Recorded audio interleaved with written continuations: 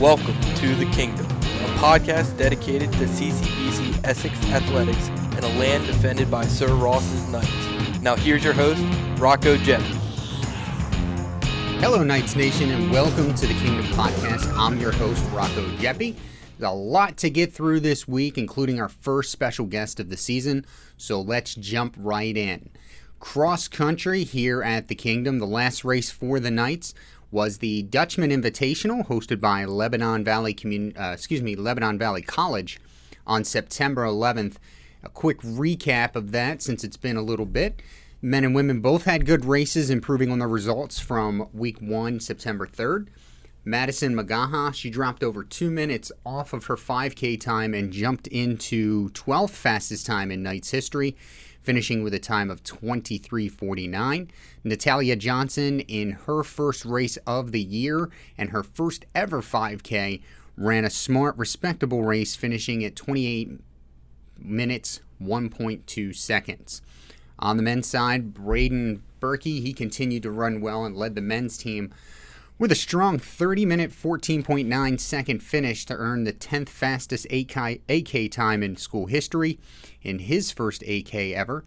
Sam Smith ran a respectable 33 minutes, 16.7 second race to finish second on the team and achieve the 18th fastest 8K time in Essex school history. Patrick Bennett, Isaiah Hawley, and Izzy Romero all rounded out the top 5, finishing at the Dutchman, all within 10 seconds of one another. This week, for the Knights, it's off to the Dickinson Long and Short Invitational, taking place Saturday, September 25th at Big Spring High School in Newville, Pennsylvania. Half of the Knights men will race in the 4K, the other half are going to race in the 8K. The Dickinson features over 660 runners on the women's side from 30 different colleges and universities and 3 junior colleges. They will take place in either the 6K or 4K race. On the men's side, almost 700 participants from 24 colleges and or universities, as well as 4 junior colleges. They will run in either an 8K or 4K race. Keep your eyes out on Twitter to catch recaps and updates from this race from the cross-country team. Head coach Noah Hutton will be on there this weekend to keep you informed. And that Twitter handle is, of course, at CCBC Essex _XC. A link is in the description for this podcast as well. So good luck to the cross-country squad, and we hope they have a good race this weekend. I'm sure it promises, as Newville is not too far away from us here in the Kingdom. Weather looks like it's going to be great. Finally, fall seems to be poking its head out here on the Mid-Atlantic East Coast, so hopefully they'll have good weather for that race. We swing our attention now to the pitch, and the last 2 weeks have been up and down for the women's team. They remain the number 14th ranked team in the country, despite going 1-2 over their last 3 and being outscored 11-5 in that time.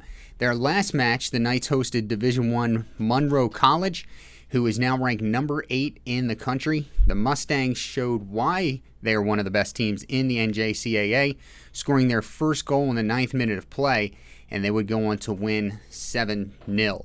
The Knights, they managed just 2 shots on goal, both by Kara Dietrich. Essex goalkeeper Sydney Baker, she was busy, facing 14 shots on goal while making 7 saves. Now, a little bit of backwards history, if you will, here. The last time the Knights lost to Monroe College in the regular season was in 2019. After that, Essex ripped off 19 consecutive wins, a region title, all en route to their first national tournament appearance in over 30 years. On the team, Dietrich, she sits on 97 career goals. Her 19 goals this year put her in a 3-way tie for first in the nation. She has the 3rd most points with 42 and has taken the most shots with 61 shots taken this year. Baker, between the pipes, she has 46 saves through 7 games. That's good enough for 24th most in NJCAA Division II. Now, that is out of 131 qualifying goalkeepers, so she is in the top quarter, we'll say, of those goalkeepers that are currently eligible. I guess that would be 1/5. She's played every single minute of every single game for Essex this year, totaling 640 minutes, and that number is 8th most in the country for Division II. Some more positives for the Knights is that they still sit atop the Region 20 standings. They look to get back in the win column against a Region 20 opponent this Tuesday as they travel to the La Plata, Maryland, to take on the College of Southern Maryland Hawks. This one is set for a matinee kickoff at 2 p.m. Well, we've reached our first break of the episode, so hang tight. When I return, our first interview of the season with our special guest as I go into sibling territory. Find out what I mean in 20 seconds here on the Kingdom Podcast, a podcast dedicated to CCBC Essex Athletics. Let's talk about college. Times have changed, and I say no to an education at the cost of crippling debt. Because paying off student loans for the next 30 years is not in my financial plans. Rethink what's possible with CCBC. Visit us online and see what you can be. And we are back here on the Kingdom Podcast, and something a little bit different for folks out there. This Saturday, September 25th, the Knights men's soccer team will head west over to their sibling campus at CCBC Catonsville to take on the Cardinals. A very special day in store that the Knights will be a part of, and that is the second team induction into the CCBC Athletics Hall of Fame.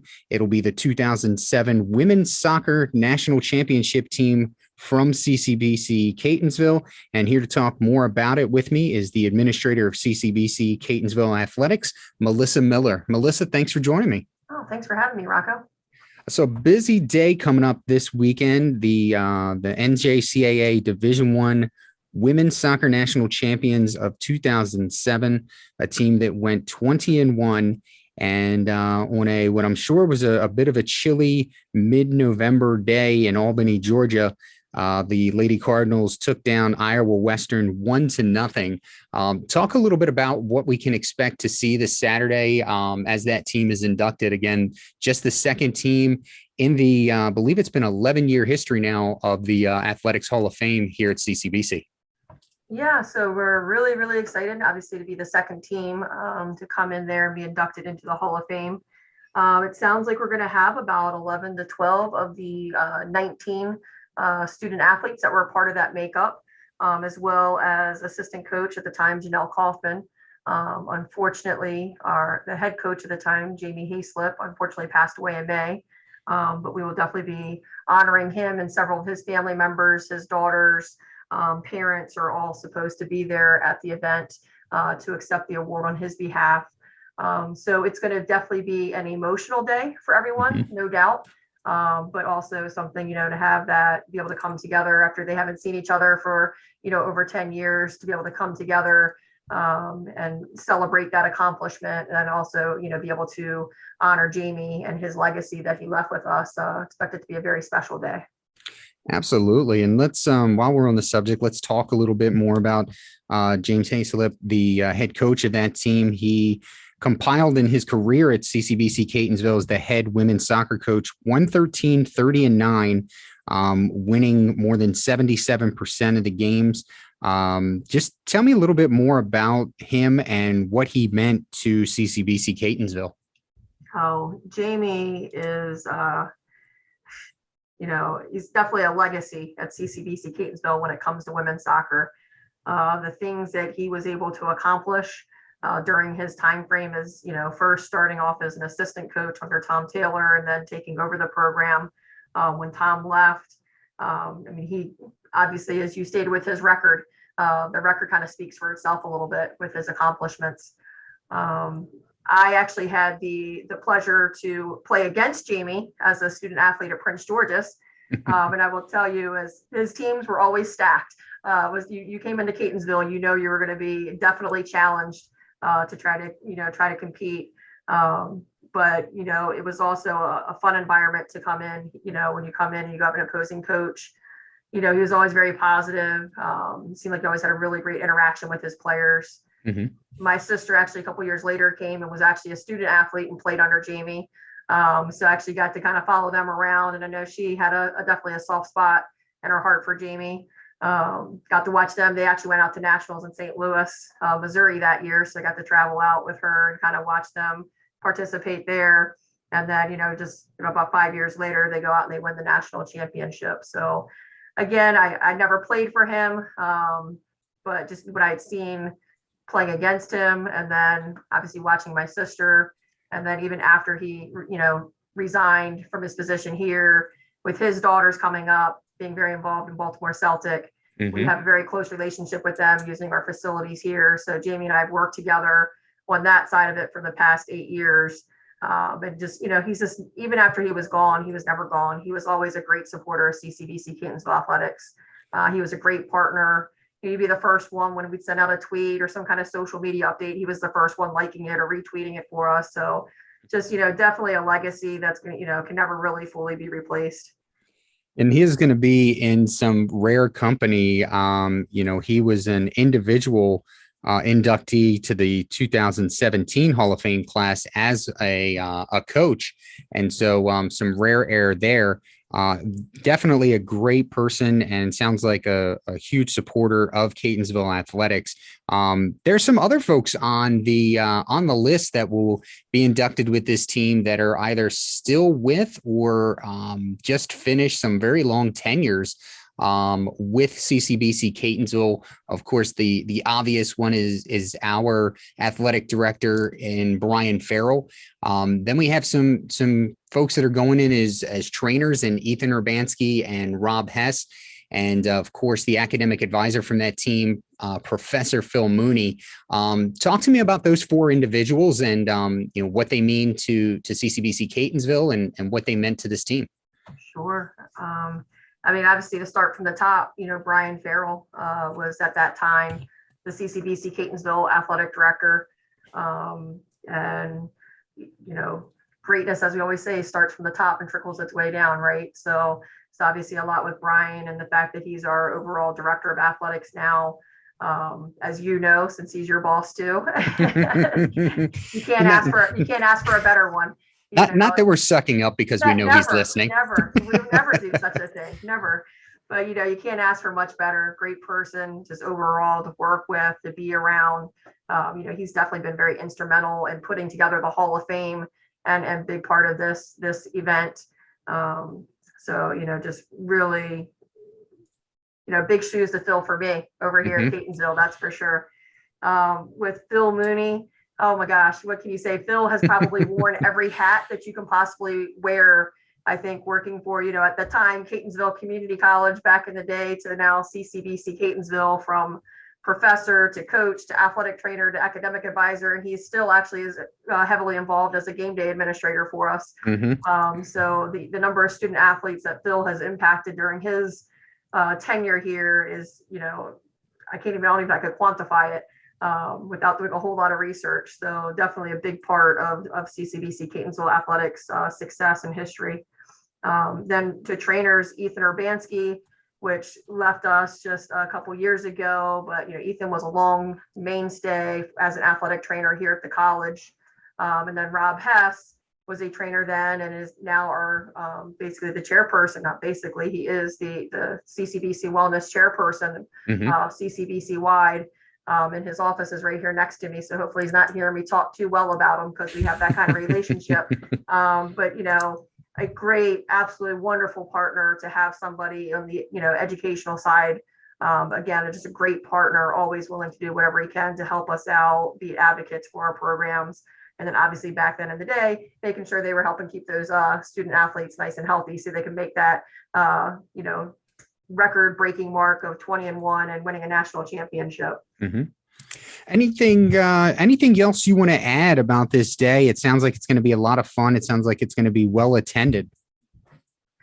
Yeah, no, I'm just really, really excited. I think it's going to be fun for the former student athletes to get together. I think they're going to be treated to a very well-fought men's soccer game against our two teams, Essex and the Cardinals. So I'm just really looking forward to a really great day. The weather looks like it's going to be absolutely gorgeous. And hopefully we get a lot of fans out there to support, watch a really good soccer game, and watch these young ladies and the staff get inducted into the Hall of Fame. Yeah, got to say, I agree with that assessment there. Coming into this matchup, folks, Melissa is not lying. Catonsville coming in 5-2-1 into this game, and Essex coming in 6-1 into this matchup. Promises to be a good one. These two teams, of course, a few months ago in the spring soccer season, a hard-fought battle in the Region 20 Division II final. And looking forward to that match coming this Saturday. Again, it's going to be at noon is the kickoff schedule time. It will take place at CCBC Catonsville, 801 South Rolling Road in Catonsville, 228, at the Joseph P. Murray Turf Stadium. Melissa, really good stuff. I appreciate you coming on here today and being able to talk about an exciting piece of CCBC Athletics Hall of Fame history. Thank you for having me. Absolutely. My pleasure. We're going to duck away, but we'll be back in 30 seconds to wrap things up this week. You're listening to the Kingdom Podcast, a podcast dedicated to CCBC Essex Athletics. Let's talk about college. Times have changed. When it comes to realizing who I am and what I can be, I will not tie my dreams to somebody else's definition of success. I will not confuse a fancy name with a good education. For all the practical thinkers, the achievers, the can't wait to get started types out there, your community college is waiting. Rethink what's possible with CCBC. Visit us online at ccbcmd.edu and see what you can be. We are back, our final segment of this episode number 7 of season 4 of the Kingdom Podcast, and that was Administrator of Catonsville Athletics, Melissa Miller. Make sure to head out to our sibling campus this Saturday to watch a great soccer matchup, and a nice induction ceremony that will take place. And congrats to that 2007 Cardinals women's soccer team on their induction into the CCBC Athletics Hall of Fame. Again, just the second team to be inducted into that Hall of Fame. Staying on the subject of men's soccer, the Knights remain the top team in Region 20. However, they did suffer their first setback of the season last week, falling to Monroe College 6-2. Ranked number 9 on the men's side, Monroe took a 2-0 lead into halftime. The Mustangs added 3 more between the 72nd and 78th minutes of play before the Knights' Toga Katsuma knocked home his 4th goal of the year in the 81st minute. Henry Ortiz also added a goal for the Knights less than a minute later to make it a 3-goal game, but Monroe capped the scoring, getting a couple of more goals in the 88th minute, capping the scoring to go on to a 6-2 victory. Despite the loss, the Knights only dropped 2 spots in the Division II polls and are now ranked number 3 in the country. However, Essex didn't waste much time getting back into the win column, defeating Allegheny College of Maryland at home on Thursday night, 12-0. A lot of opportunities for the Knights to test out the depths of their roster in this one, as only 4 of those 12 goals were scored by starters. In fact, backup goalkeeper Kobe Crone started and played the entire first half before being relieved by Nate Schoen in the second half. And head coach Joe Fiedler, he subbed out his entire 10-man field just 7 minutes into the game. Ivan Asamobar and Michael Adekambe took full advantage of the playing time. Asakambar finished with a game-high 3 goals on 4 shots on goal, and Adekambe, he had 2 goals on 4 shots on goal. Essex has now outscored its opponents 34-7 this year and posted 5 shutout victories. The Knights should get a more competitive matchup tomorrow at Catonsville, as we've discussed. The Cardinals will come into this match having outscored their opponents 22-10, and they sit just a half game behind the Knights for first place in Region 20 Division II. Moving on to women's basketball before we get out of here today. Folks, we are getting closer to bringing you more in-depth information into this Knights women's basketball program.